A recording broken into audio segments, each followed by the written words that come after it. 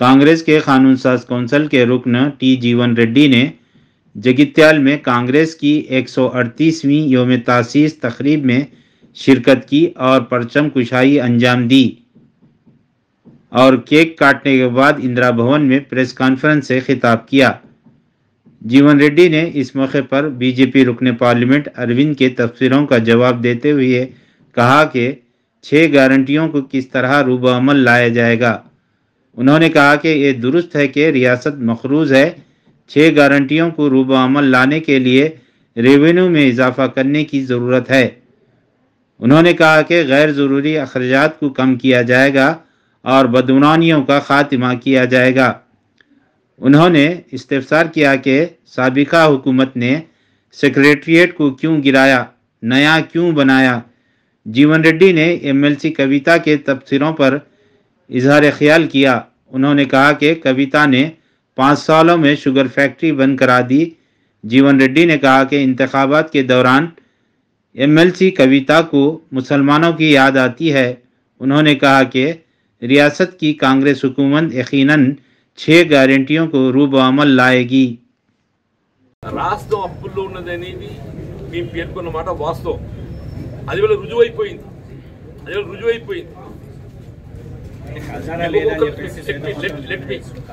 మేము పేర్కొన్నది ఏదైతే ఉందో రుజువైపోయిందని చెప్పంటూ నేను ఈ రాష్ట్రాన్ని ఏదైతే అప్పులో నెట్టడం జరిగిందని పేర్కొన్నామో ఇట్ ఈస్ ఎస్టాబ్లిష్డ్. ఇది ఒక ప్రక్రియ అయిపోయింది. మీరు ఈ 6 గ్యారెంటీలు ఏ విధంగా అమలు చేస్తారని చెప్పి అంటున్నారు.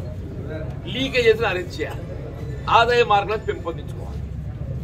లీకేజ్ను అరెస్ట్ చేయాలి, ఆదాయ మార్గాలను పెంపొందించుకోవాలి. అవినీతిని అరికట్టాలి, దుబారా తగ్గించాలి. ఇవాళ ముఖ్యమంత్రిగా మన గత ముఖ్యమంత్రి గారు ఏదైతే ఇవాళ పత్రికలు చదివితే 66 కోట్లతోని ఆయన ముఖ్యమంత్రి కాబోతుండు. వాడికి స్పెషల్ ఏమంటే ల్యాండ్ క్రూజర్.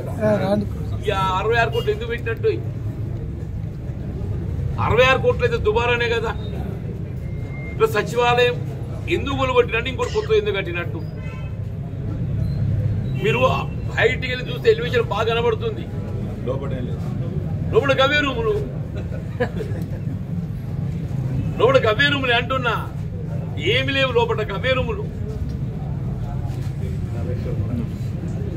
అంటే మనకు దుబారాన్ని అరికట్టినట్టే ప్రభుత్వానికి ఆదాయం మనకు ఒక విధంగా సమకూరినట్టే కదా.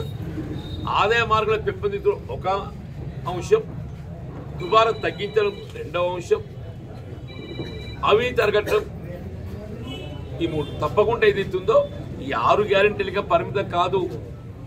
దయచేసి మిత్రులు ఎవరన్నా కాంగ్రెస్ పార్టీ ఈ 6 గ్యారెంటీల అమలుకే పరిమితం అవుతుందని భావిస్తే ఇది ఇంతకే నిలిచిపోదు. 6 గ్యారెంటీలతో పాటుగా మేము ఎన్నికల ప్రణాళికలో పేర్కొన్నట్టుగా ఇతర అంశాలను కూడా, ఉదాహరణకు తులం బంగారం ఉందే, మీ తులం బంగారం ఏదైతుందో మా 6 గ్యారెంటీలో లేదు. చూడండి, తులం బంగారం 6 గ్యారెంటీలో లేదు, కానీ మేము తులం బంగారం అమలు చేస్తామని చెప్పండి.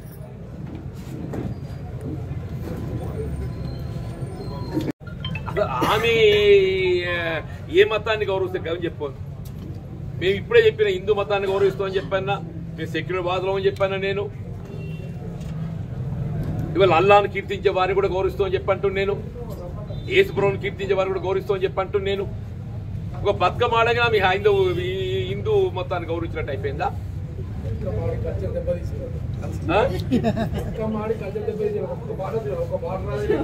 ఇక బతుకమ్మ ఆడగానే కథ హిందూ మతం గౌరవం వచ్చింది ఆమెకు. అదే అట్లాగా ఆమె ఎన్ని గుళ్ళకు ప్రోత్సాహం ఇచ్చి జగించారు నాకు ఒకటి చెప్పవా? ఇక్కడ పార్లమెంట్ సభ్యురాలు ఉన్నది కదనే, ఎన్ని గుళ్ళ ప్రోత్సాహం నేను చెప్తాను. మరి నేను ఇక్కడ ఎట్లంటే రామాలయం ఏదైతుందో దాన్ని నిలబెట్టడానికి కొరకు ఏదైతుందో అందరితో కంటే రామాలయాన్ని ఒక ఇంచ్ ఆక్రమణ గురి కాకుండా కాపాడింది నేను చెప్పంటాను. రామాలయం ఇవాళ ఎట్లంటే ఒక ఇంచ్ కూడా ఆక్రమణ గురి కాకుండా కాపాడింది నేను చెప్పంటాను.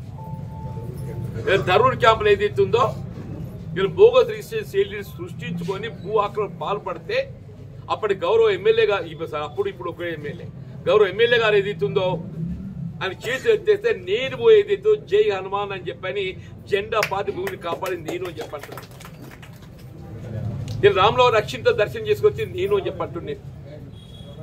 నువ్వు ఎక్కడ హనుమాన్ దేవాలయ మందిరం నిర్మాణం చేసినా, ఎక్కడ పోషమ్మ గుడి కట్టినా, ఎక్కడ ఇల్లమ్మ గుడి కట్టినా, ఎక్కడ పెద్దమ్మ గుడి కట్టినా నేను దానికి అండగా నిలబడుతున్నా చెప్పండి. నువ్వెక్కడ తల్లి? నువ్వు ఎవరు? నువ్వు అసలు నువ్వు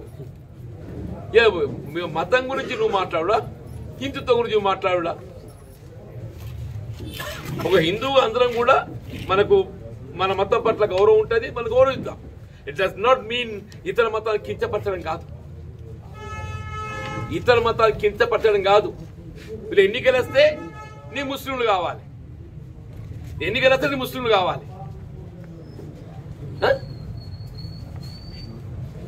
వాళ్ళ అంశం చర్చకు వస్తే నువ్వు మాట్లాడు, వాళ్ళ అంశం చర్చకు వస్తే నువ్వు మాట్లాడు, వాళ్ళ హక్కుల రక్షణకు వస్తే నువ్వు మాట్లాడు. నువ్వు మతం అంటే ఏంది? మన మతాన్ని మనం ఎంత ప్రేమితో గౌరవిస్తామో ఇతర మతాన్ని కూడా అంతే గౌరవించాలో ప్రేమించాలి.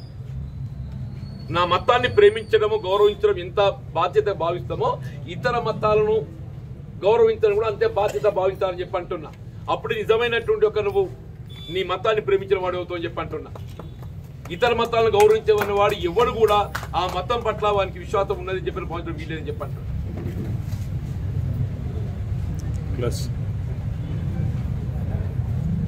Hey.